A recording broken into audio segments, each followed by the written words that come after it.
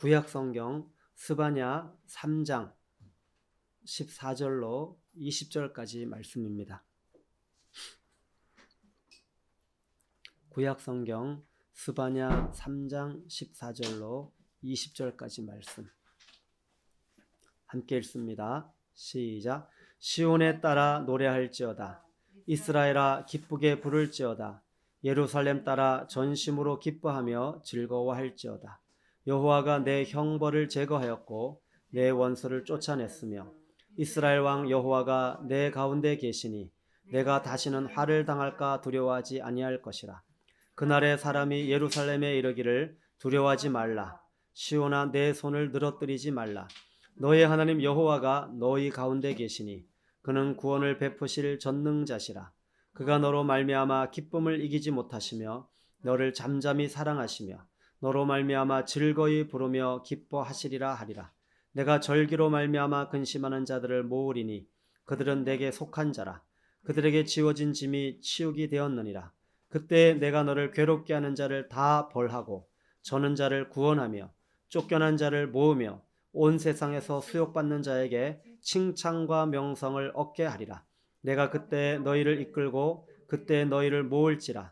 내가 너희 목전에서 너희의 사로잡힘을 돌이킬 때 너희에게 천하 만민 가운데서 명성과 칭찬을 얻게 하리라. 여호와의 말이니라. 아멘. 요한복음 17장 말씀 보겠습니다.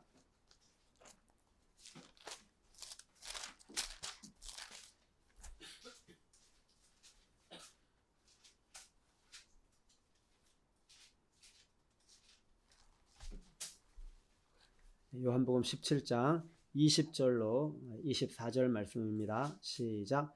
내가 비옵는 것은 이 사람들만 위함이 아니요 또 그들의 말로 말미암아 나를 믿는 사람들도 위함이니 아버지여 아버지께서 내 안에 내가 아버지 안에 있는 것 같이 그들도 다 하나가 되어 우리 안에 있게 하사 세상으로 아버지께서 나를 보내신 것을 믿게 하옵소서. 내게 주신 영광을 내가 그들에게 주었사오니 이는 우리가 하나가 된 것 같이 그들도 하나가 되게 하려 함이니이다.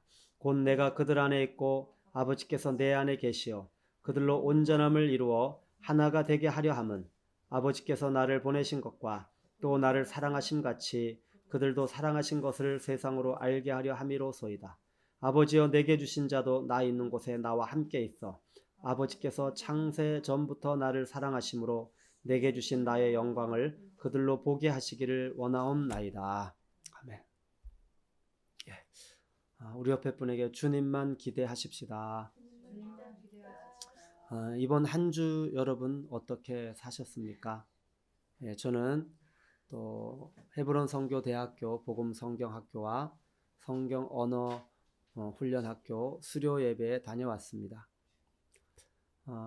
항동교회는 주일 예배를 통하여 복음의 영광에 대하여 시리즈로 말씀을 나누고 있습니다. 지난주에는 우리는 하나님의 복된 존재입니다 라는 말씀을 나누었습니다. 오늘은 우리는 하나님의 사랑과 기쁨의 교제의 대상입니다 라는 말씀을 나누도록 하겠습니다. 그리스도인의 삶은 하늘에 속한 모든 신령한 복을 누리는 것입니다. 바울의 고백을 들어보십시오.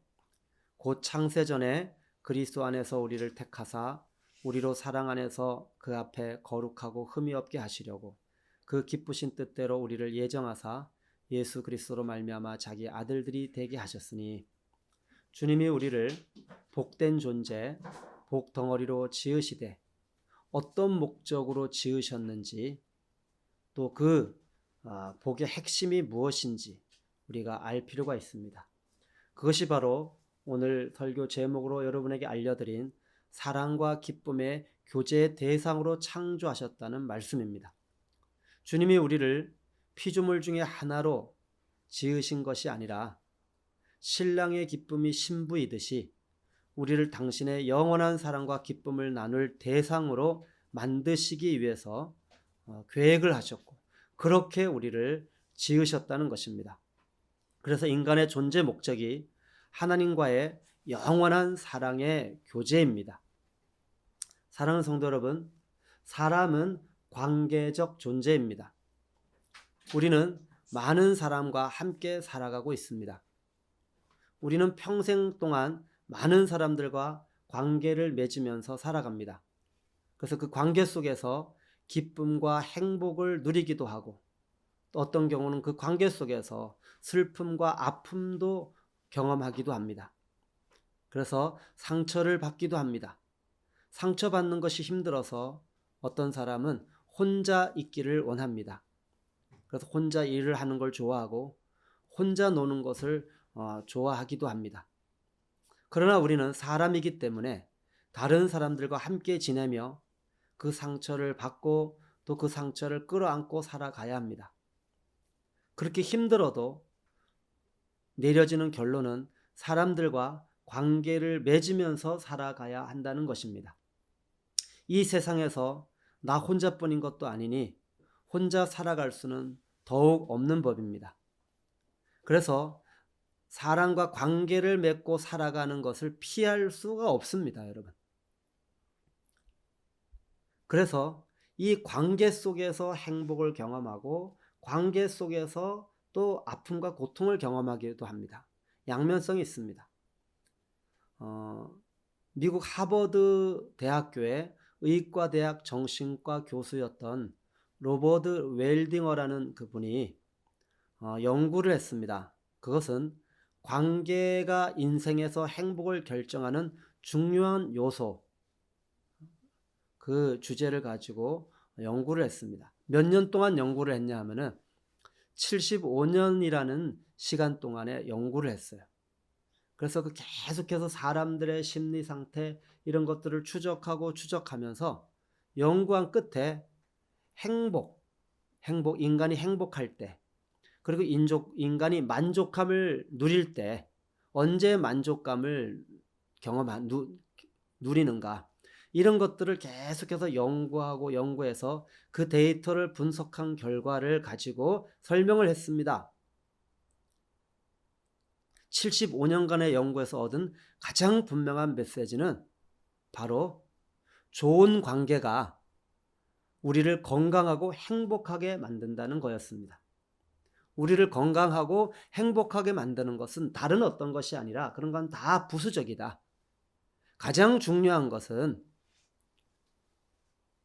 좋은 관계이다. 이렇게 연구 결과를 발표했습니다. 그래서 연구 결과에서 3가지 교훈을 얻었다고 그는 이야기합니다. 첫째는 사회적 연결은 유익하되, 그러니까 사회 안에서 관계를 가지고 살아가는 것은 유익하되 고독은 해롭다. 혼자 살아가는 것은 오히려 그 삶에 해로운 것이다. 두 번째 교훈은 친구가 얼마나 많은지, 그리고 얼마나 공인된 관계를 가지고 있는지가 중요한 게 아니라 관계의 질이 중요하다. 행복은 관계의 질이 가져다 준다. 세 번째 교훈은 좋은 관계가 우리의 몸뿐만이 아니라 우리의 뇌도 보호해 준다. 이런 교훈을 그가 얻었다고 이야기를 합니다. 그래서 이 교수님의 주장에 의하면 행복은 관계성에서 오는 것이죠. 저희 부부만 해도 관계가 좋으면 그 영향력은 아이들에게 흘러갑니다. 우리 부부의 관계가 좋으면 제가 아는 사역의 현장에 그 영향력이 흘러갑니다. 다시 말하면 관계가 좋으면 그 사람의 모든 삶에 그 영향력이 미쳐간다는 거예요. 반대로 관계가 어려우면 또한 그 좋지 않은 영향력이 흘러가는 거예요. 왜냐하면 사람은 관계적 존재이기 때문입니다. 그러면 사람을 지으신 하나님이 어떤 분이신지 우리가 생각을 해보아야 합니다. 하나님은 생명이십니다. 실제로 존재하는 분이십니다. 하나님은 영원하신 분이십니다. 하나님은 시작도 없고 끝도 없는 분이십니다. 하나님은 또한 거룩하신 분이십니다. 하나님은 완전하신 분이십니다. 그런데 하나님은 시작이요 마침이 되십니다. 하나님은 알파와 오메가가 되시고 처음과 나중이 되십니다. 이것은 하나님은 창조주라는 것입니다. 그리고 이 세상을 창조하시고 이 세상의 시작과 끝까지 모든 것을 통치하고 다스리시는 분이십니다. 무엇보다도 이 하나님은 사랑이십니다. 그러면 하나님이 사랑이시라고 할 때 그러면 사랑은 반드시 전제가 필요합니다. 어떤 전제가 필요하냐면 사랑을 하려면 먼저 대상이 있어야 합니다. 대상이 없으면 그 사랑은 존재하지 않습니다. 두 번째로는 그 대상과 관계가 맺어져 있어야 됩니다. 대상과 관계가 맺어져 있지 않으면 그 대상을 사랑할 수 없습니다. 그 다음에는 그 대상은 생명의 동격이어야 됩니다. 같은 생명이어야 된다는 것이죠. 다른 생명이면 그것을 사랑할 수가 없습니다. 사랑은 인격적으로 주고받는 것입니다. 그 관계에서 이제 그 대상이 있고 관계가 맺어지고 같은 생명이면 이제는 사랑은 그 관계에서 교제가 이루어져야 됩니다. 이것이 사랑을 하기 위해 필요한 전제들입니다. 그 대상은 생명의 동격이고 관계가 맺어져야 되고 교제가 이루어져야 됩니다. 그래야지만 사랑이 가능합니다. 그리고 그 사랑을 하면 그 결과는 기쁨과 만족과 행복이 주어집니다. 하나님은 어떤 분이십니까? 하나님은 사랑이십니다. 그래서 삼위일체 하나님의 그 신비를 사랑에서 로이드 존슨은 풀었습니다. 다시 말하면 하나님은 관계성으로 존재하는 분이십니다. 삼위 하나님은 영원전에 생명의 동격으로 존재하시며 관계를 맺고 계셨고 그리고 완전한 사랑으로 교제를 하고 계셨습니다. 그래서 삼위 하나님 안에 이 영원한 기쁨과 만족과 행복이 충만하였습니다. 그 안에 바로 하나님의 영광이 나타났습니다. 우리는 하나님의 영광을 보고 싶어 합니다. 영광이 무엇인지 아십니까? 영광은 본질적인 가치, 그 존재의 아름다움이 나타날 때 그것을 영광이라고 합니다. 그래서 그 스티브 호돈이라고 하는 선교학자는 어떤 존재를 영광스럽게 한다는 것은 그의 고유한 가치와 아름다움을 인정하는 것이며 공개적으로 그 특징에 대해 말하는 것이다 라고 하였습니다. 그 존재를 가장 존재답게 드러날 때 그 존재답게 드러나는 그 상태를 영광이라고 합니다. 그렇다면 영광은 어디에서 나오는 것입니까? 관계에서 나오는 것입니다. 그 존재다움, 그 아름다움이 가장 아름답게 나타날 때가 언제입니까? 바로 관계에서 서로 사랑할 때 그 대상을 알게 되어지고 알게 된 그 존재가 바로 나타나는 것입니다. 그래서 영광은 모든 사람들이 보고 싶어하는 관계적 아름다움이다. 이렇게 말을 했고 심지어 들어가고 싶어하는 관계적 아름다움이다. 사랑하는 성도 여러분, 영광은 바로 관계를 통하여서 완전한 사랑과 기쁨의 교제를 하고 그 결과 나타나는 그 관계를 통하여 나타나는 그 존재의 존재됨, 그것이 존재의 아름다움, 그것이 바로 영광이라는 것입니다. 완전한 관계 속에서 완전한 사랑의 교제를 통하여 나타나는 삼위 하나님의 그 관계적 아름다움이 바로 하나님의 영광입니다. 창세전에 삼위 하나님은 이 영광으로 충만하셨습니다. 그런데 하나님께서 왜 사람을 창조하셨습니까? 저는 이 관계적 아름다움, 하나님의 영광, 완전한 사랑의 교제, 이런 주제들을 묵상하면서 하나님은 사람을 창조하실 수밖에 없으셨다는 사실을 알게 되어졌습니다. 삼위 하나님의 완전한 사랑의 교제의 결과 기쁨이 충만했습니다. 그런데 이 기쁨은 속성을 가지고 있는데 그 속성은 흘러넘침입니다. 우리 안에 기쁨이 주어지면 그 기쁨은 우리 마음 안에서 나타납니다. 마음으로 막 기뻐합니다. 그 기쁨은 반드시 밖으로 나타나게 되어져 있습니다.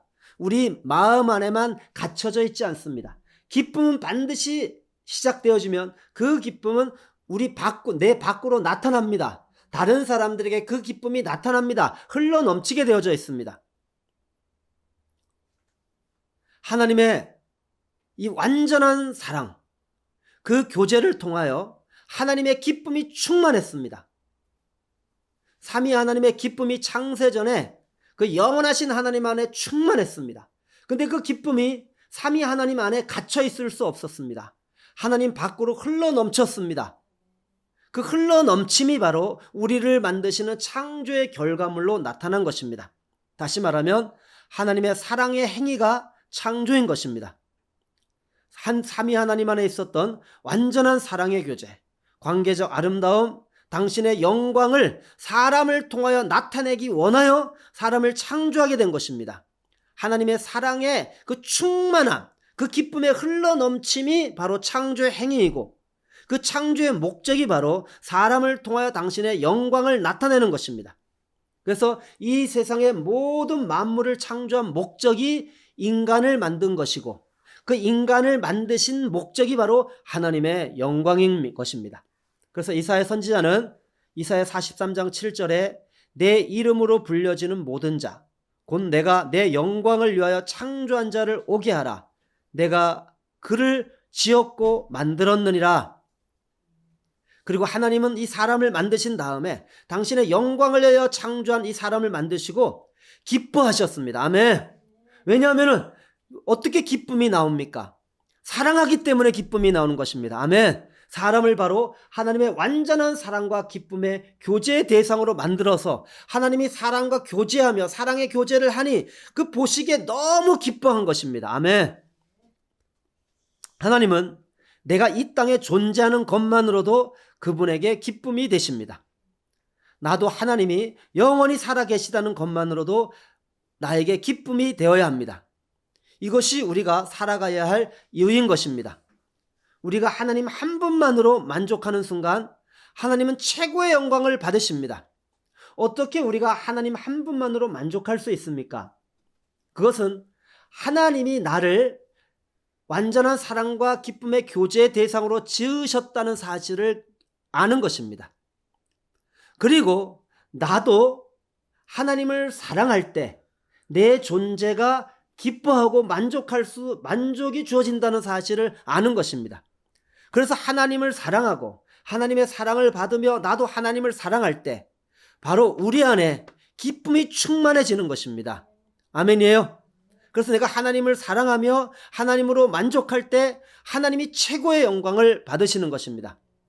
사랑하는 성도 여러분, 놀랍게도 하나님은 당신의 마음속에 있는 진정한 원형, 하나님이 창조하고 꿈꾸셨던 복된 존재인 우리를 하나님의 영광을 위하여 하나님을 가장 영화롭게 하는 존재로 지으셨다는 것입니다.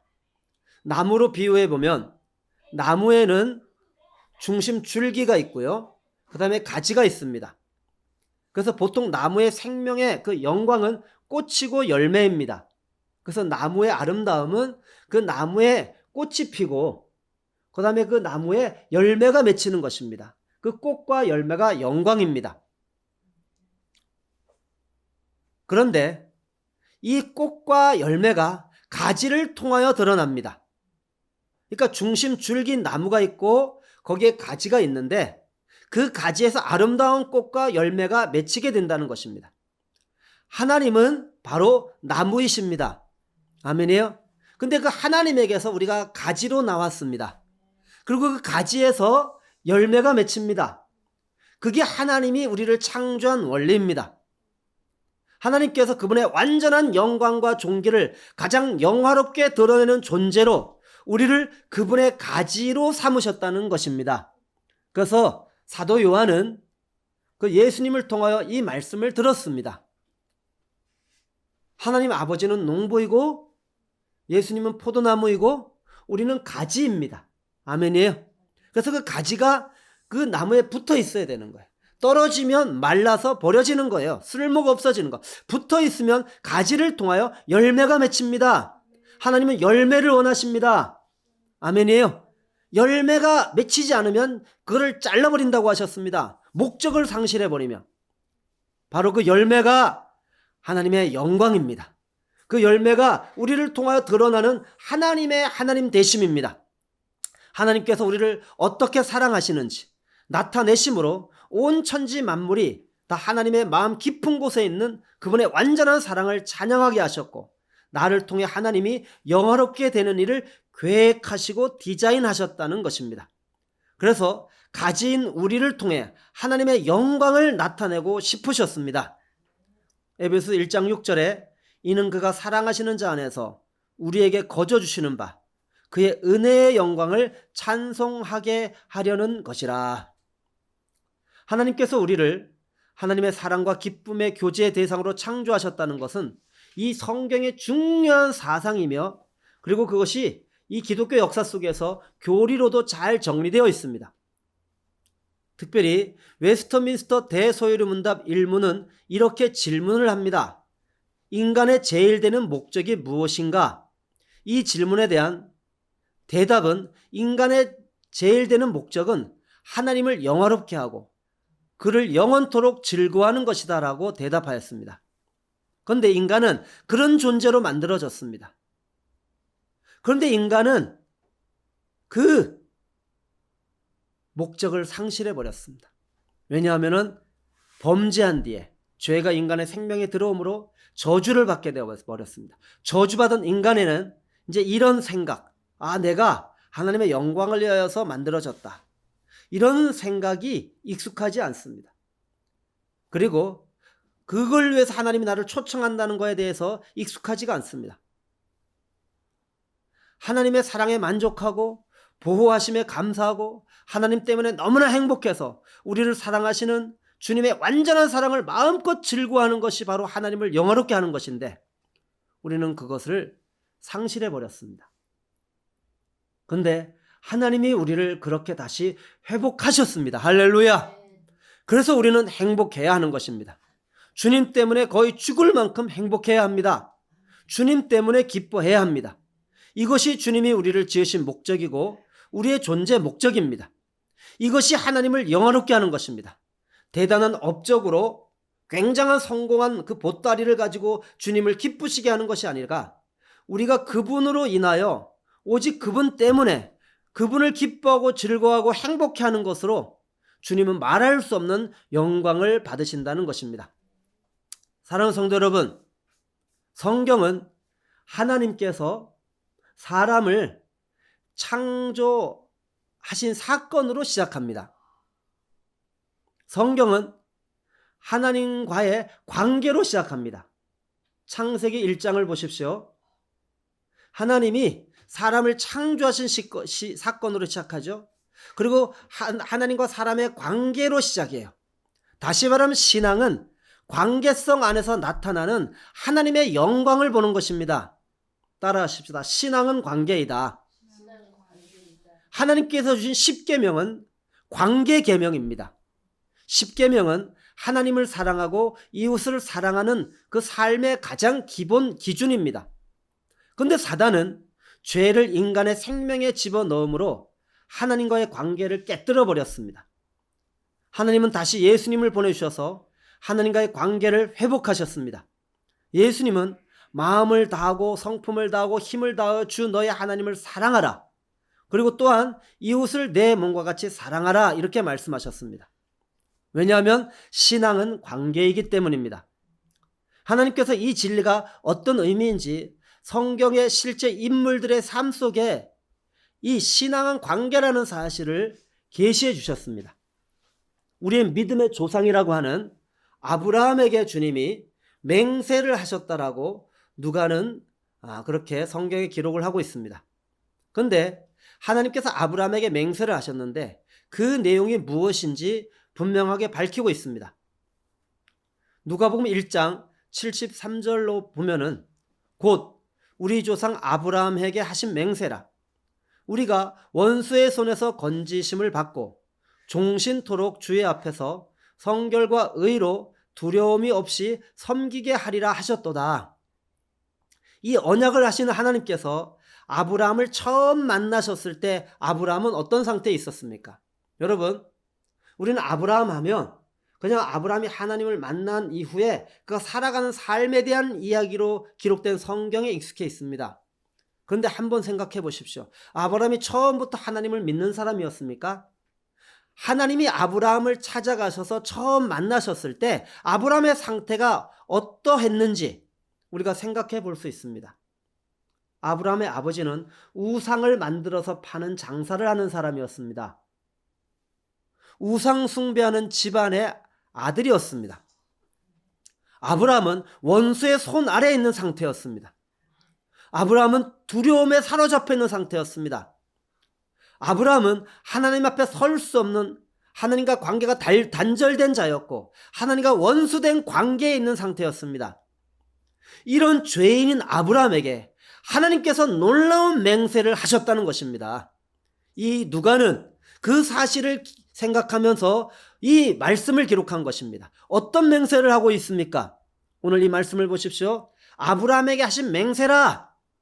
근데 거기는 우리 몇 가지 주목해야 될 표현이 있습니다.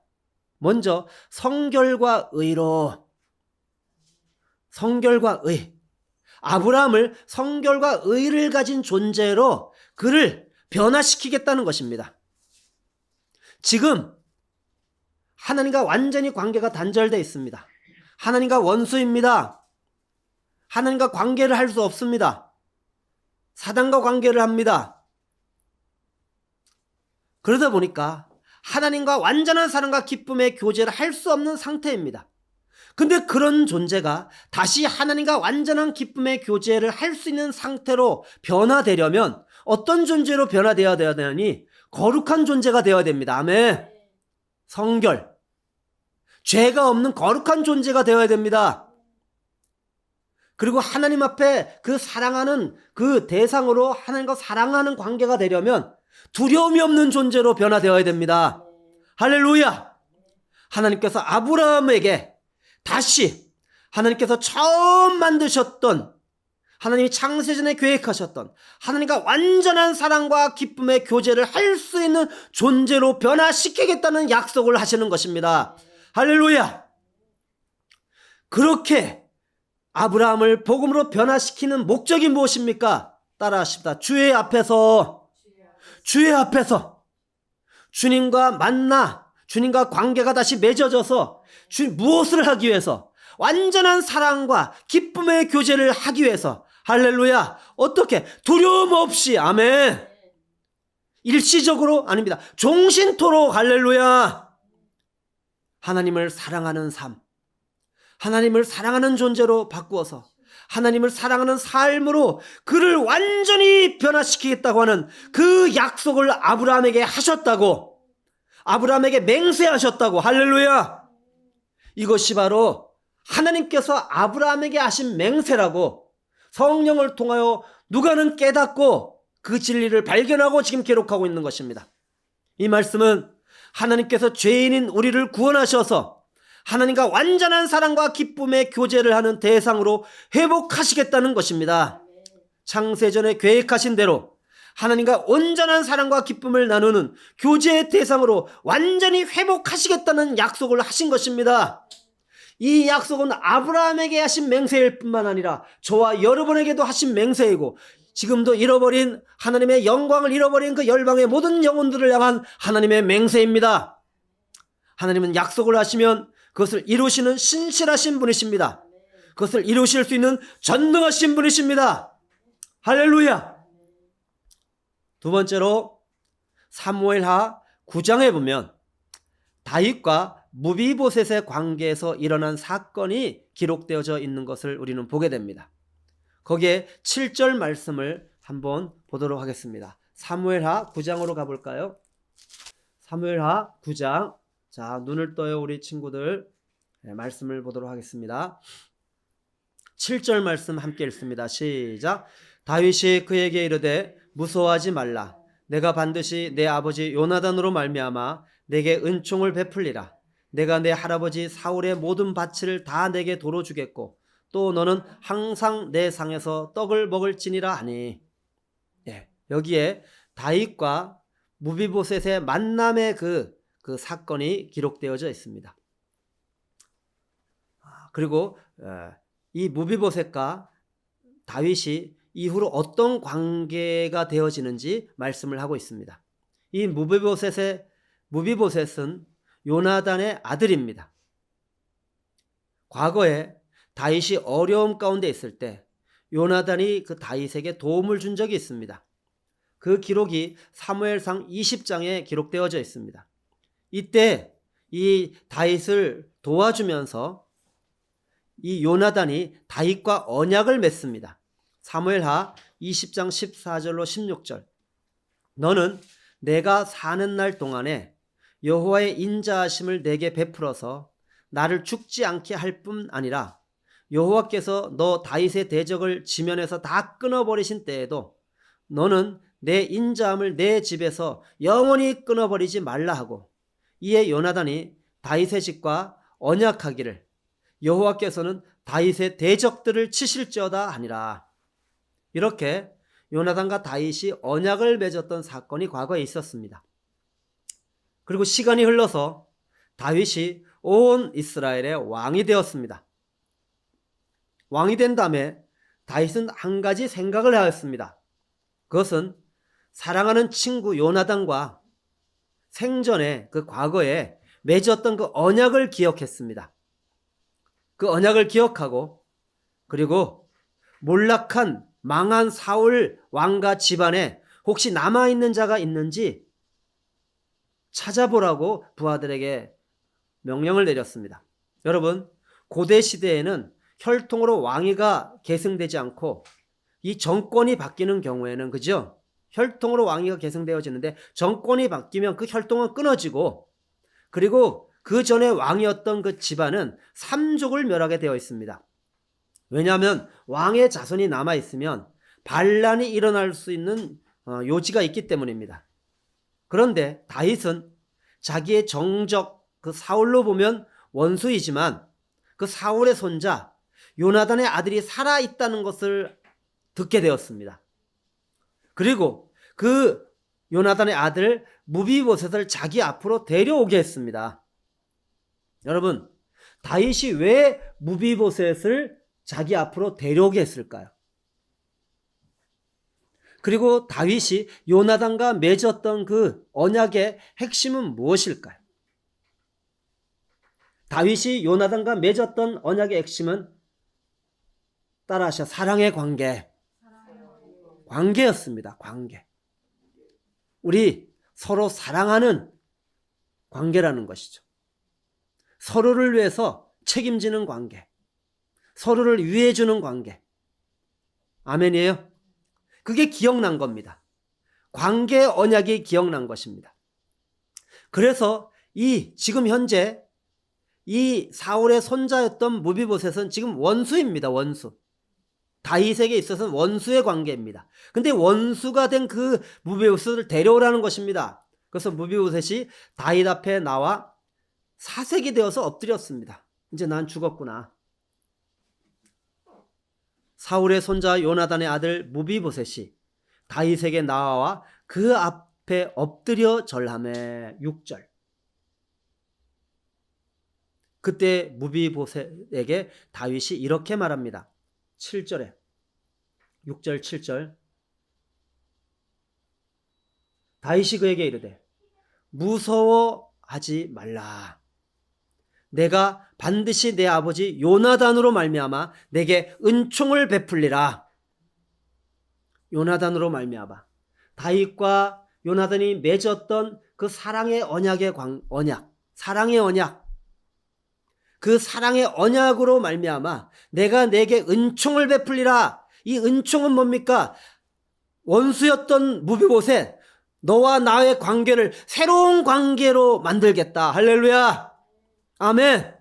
어떤 관계입니까? 항상 너와 함께하는 관계, 너와 함께 밥을 먹는 관계. 할렐루야. 어떤 관계입니까?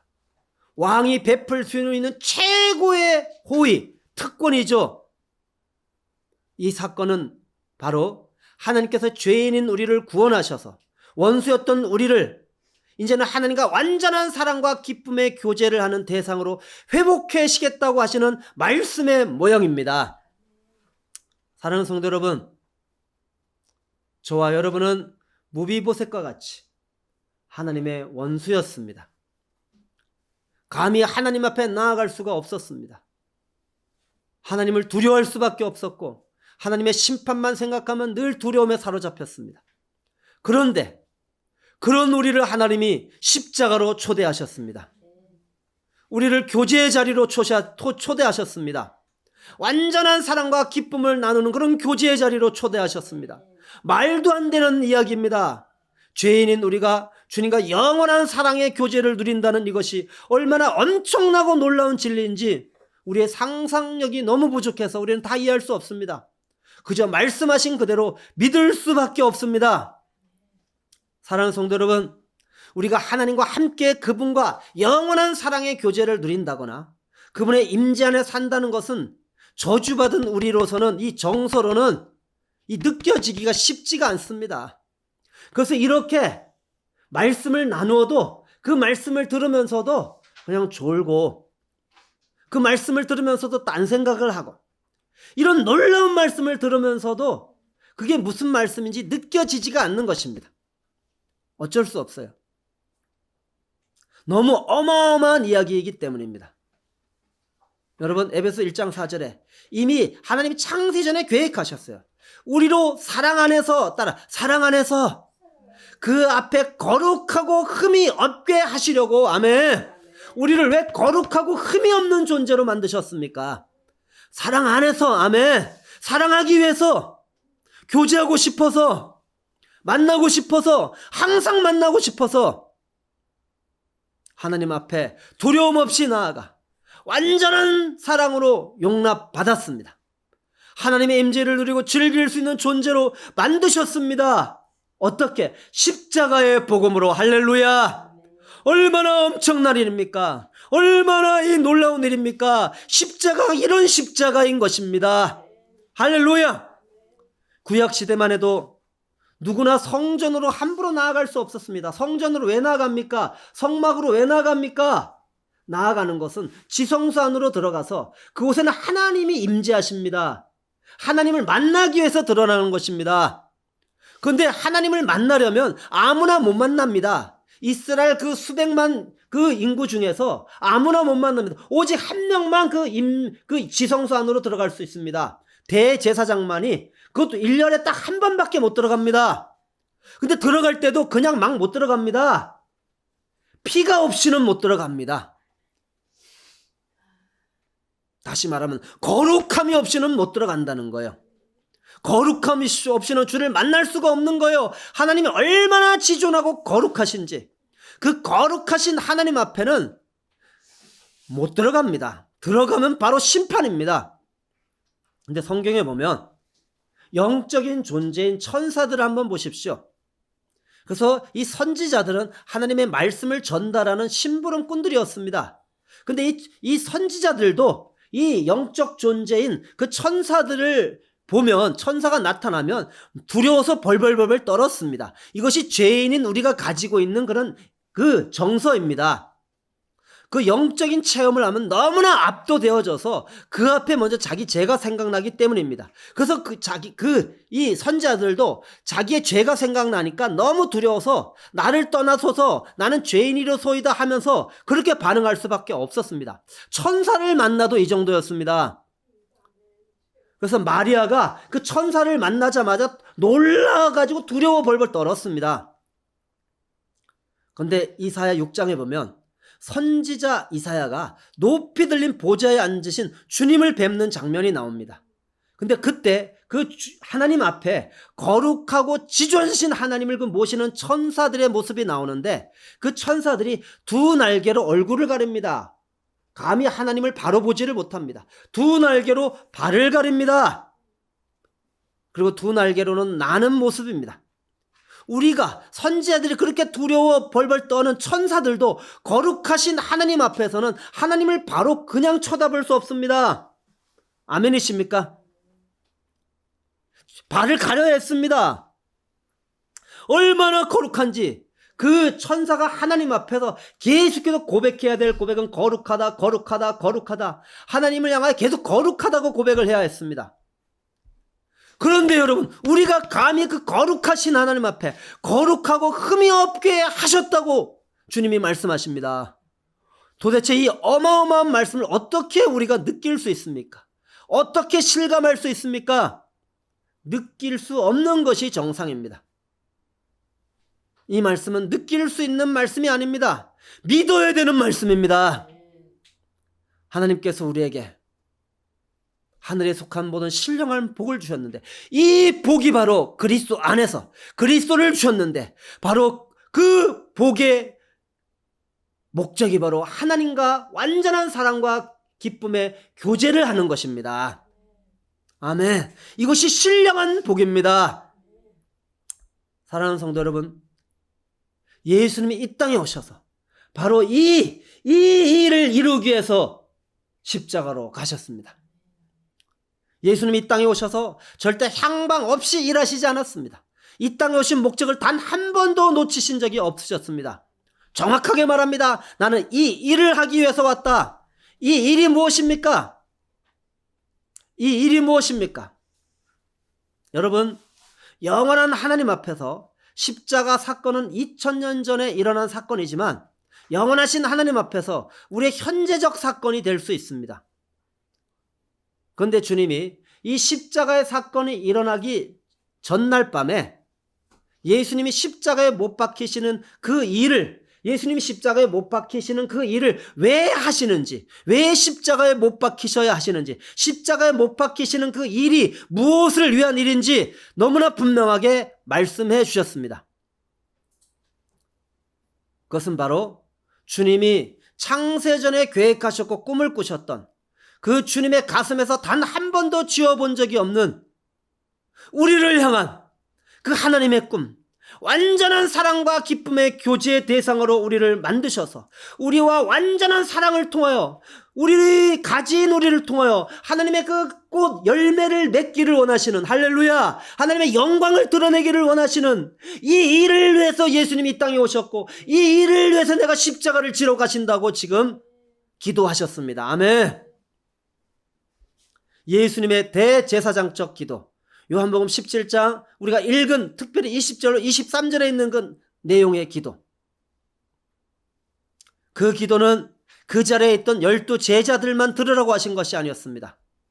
그들의 말로 말미암아 나를 믿는 사람들, 즉 오늘 우리를 포함한 모두를 위한 기도였습니다. 할렐루야. 주님은 삼위 하나님의 완전한 연합, 완전한 사랑처럼 우리도 다 하나가 되어 성부, 성자, 성령 삼위 하나님 안에 있게 하시기를 위하여 기도하셨습니다. 하나님이 이 세상에 예수님을 보내신 것과 하나님 아버지께서 예수님을 사랑하신 것 같이 우리를 사랑하신 것을 믿게 해달라고 기도하셨습니다. 이 어마어마한 기도를 저와 여러분이 알아들었으면 좋겠습니다. 알아듣는 날이 빨리 왔으면 좋겠습니다. 이 기도의 내용을 알아듣고 이 기도의 내용대로 누렸으면 좋겠습니다. 예수님의 기도가 저와 여러분의 삶에 성취되었으면 좋겠습니다. 사랑하는 성도 여러분, 이 예수님의 기도는 한마디로 말하면 아주 단순합니다. 하나님과 원수되었습니다. 성결과 의는커녕 우리는 더럽고 아주 비참한 존재였습니다. 우리는 버려질 수밖에 없는 존재였습니다. 우리는 하나님의 의가 아니라 우리는 하나님 앞에 나아가면 인정받을 수 없는 하나님의 심판을 받아 마땅한 자기 의로 충만한 존재들이었습니다. 우리는 하나님과 완전한 사랑과 기쁨의 교제는커녕 하나님을 대적하였던, 하나님을 반역하였던 존재였습니다. 그런데 이 예수님의 기도는 그런 우리를 어떤 존재로 바꿔달라고 하시는 거예요. 성결과 의로 두려움 없이 하나님 앞에 나아가서 항상, 아멘이에요, 종신토록 그 하나님의 사랑을 누리는 자로, 할렐루야, 하나님을 사랑하는 자로, 이웃을 사랑하는 자로, 그래서 하나님의 영광을 드러내는 존재로, 할렐루야, 가지가 되어서 이 열매를 맺는 자로, 할렐루야, 열매를 맺게 하려 함이라. 아멘. 열매를 많이 맺게 하려 함이라. 하나님, 이 일을 이루어 주십시오.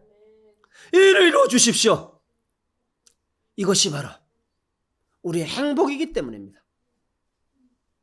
사랑하는 성도 여러분, 이 일을 위해서 바로 예수님께서 십자가로 가셨습니다. 십자가가 바로 이 죄인인 우리가 하나님과 관계가 맺어져서 다시 하나가 되어서 하나님 안에 거하여서 삼위 하나님이 누렸던 완전한 사랑과 기쁨의 교제로 그 완전한 그 영원한 기쁨, 영원한 만족, 영원한 행복을 통하여 드러나는 하나님의 삼위 하나님에 있었던 영광, 아멘. 그 영광이 우리를 통하여 드러나기를 원하셨던 것입니다. 사랑하는 성도 여러분, 모세는 이 진리를 깨닫고 이스라엘 백성들에게 소리를 높여 외쳤습니다. 이스라엘이여, 너는 행복한 사람이로다. 여호와의 구원을 너같이 얻은 백성이 누구냐? 아멘. 구원을 얻었습니다. 왜 행복합니까? 구원을 얻었는데 왜 행복합니까? 하나님과 관계가 회복되었기 때문입니다. 어떤 관계입니까? 완전한 사랑과 기쁨의 교제의 대상으로 회복되었기 때문입니다. 하나님과 교제할 수 있게 되었기 때문입니다. 하나님을 사랑할 수 있게 되었기 때문입니다. 하나님을 사랑하니까 하나님으로 만족하고 하나님으로 기뻐하고 하나님 때문에 행복합니다. 이스라엘이여, 너는 행복한 사람이로다. 사랑하는 성도 여러분, 여러분은 행복한 사람입니까? 권사님은 행복한 사람이로다. 여호와의 구원을 너같이 얻은 백성이 누구냐? 여러분, 십자가의 복음은 이것을 회복하는 능력입니다. 이제 말씀을 마치려고 합니다. 사랑은 주는데 혹은 받는데 있는 게 아닙니다. 내 앞에 그런 대상이 있다는 것에 의미가 있는 것입니다. 할렐루야! 하나님에게 있어서 사랑의 의미는 무엇입니까? 하나님 앞에 하나님의 사랑의 대상인 저와 여러분이 있다는 것입니다. 할렐루야! 할렐루야! 하나님은 저와 여러분을 어떤 존재로 생각하고 계십니까?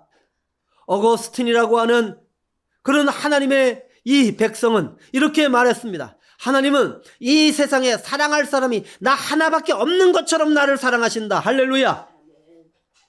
그것이 바로 저와 여러분을 신부로 삼으셨다는 의미입니다. 하나님은 신부가 수십 명을 두시기 원하십니까? 그런 의미가, 나를 신부라는 의미가 뭔지 아십니까? 나를 사랑의 대상으로 만들었다는 거. 할렐루야. 호세아에게 내가 내게 장가들어. 할렐루야. 나를 신부로 삼겠다. 너를 나의 신부로 삼겠다. 이 의미가 무엇인지 아십니까? 육적으로 생각하지 마십시오. 나를 사랑의 대상으로 삼겠다는 것입니다. 이 세상에 나를 사랑할 사람이 나 하나밖에 없는 것처럼 나를 사랑하시는 대상으로 삼겠다는 것입니다. 아멘. 완전한 사랑입니다. 이 사랑을 깨달은 한 그리스도인은 이렇게 노래했습니다. 넓고 깊은 주의 사랑, 나는 측량 못하리. 바다보다 깊고 넓어 이 사랑 날 이끄네. 자신 버린 그 큰 사랑, 나로 주님 얻게 해. 나로 주와 하나 되고 주의 지체 되게 해. 이 사랑은 주님 자신, 거룩하신 주 예수, 내 인생의 뜻 되신 주만 나를 살게 해. 주는 나의 생명, 능력, 나로 누리게 하네. 나는 주의 사랑의 대상, 주 은혜의 대상일세. 그 못도 끊지 못해. 영원한 우리 사랑, 주와 나는 영원히 하나. 그 못도 못 나눠. 이 사랑 날 강권하니 주를 높이 찬양해.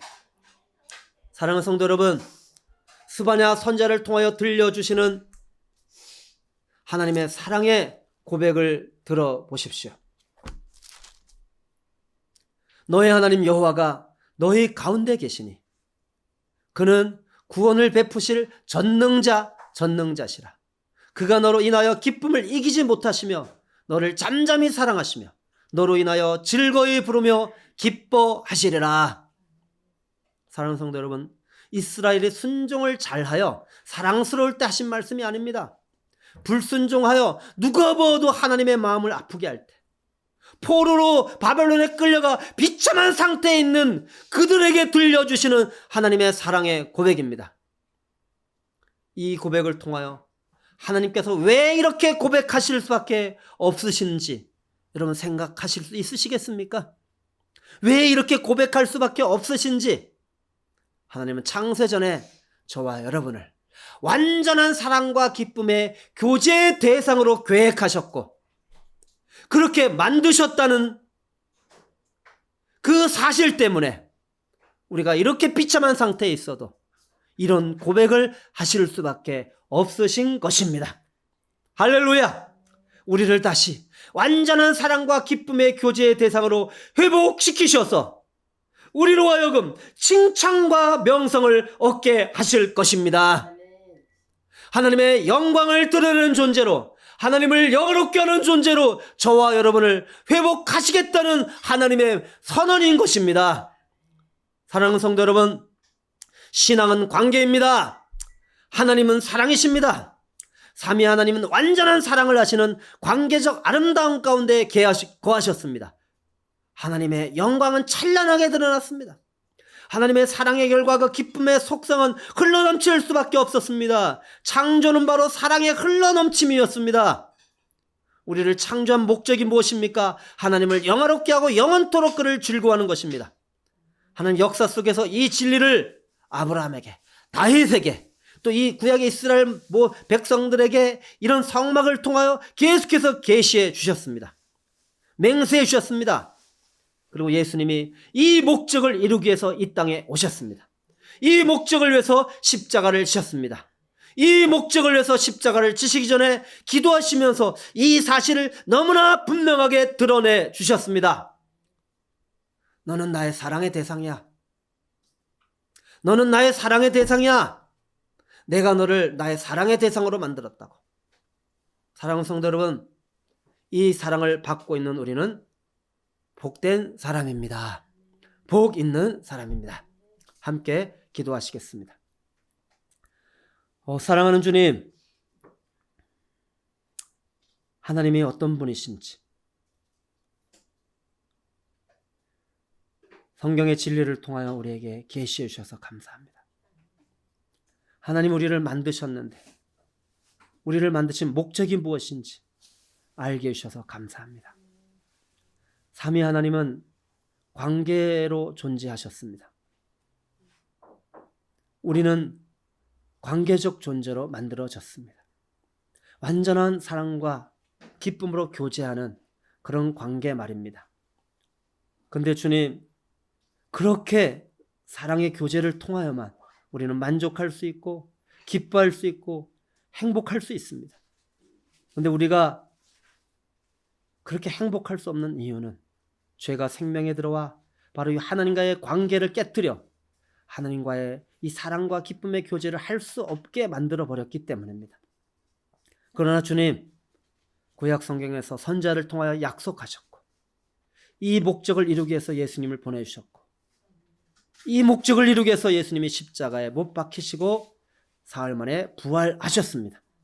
이 십자가의 복음으로 다시 하나님과의 관계를 회복하여 완전한 사랑과 기쁨의 교제의 대상이 되어 이제는 하나님을 사랑하고 이웃을 사랑하여 하나님, 우리 안에 하나님으로 기뻐하고 하나님으로 만족하고 하나님으로 행복함으로 말미암아 주님, 하나님의 영광이 드러나는 하나님을 영화롭게 하는 그런 삶을 위해서 우리를 부르십니다.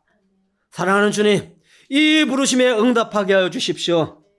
우리가 가지라는 사실을 잊지 않게 하여 주십시오. 이 부르심에 응답하여 우리가 하나님 안에 거하여 우리가 이 나무에 붙어서 아버지 주님이 그토록 원하시는 열매를 맺게 하려 하심이라. 많은 열매를 맺게 하려 하심이라. 아멘.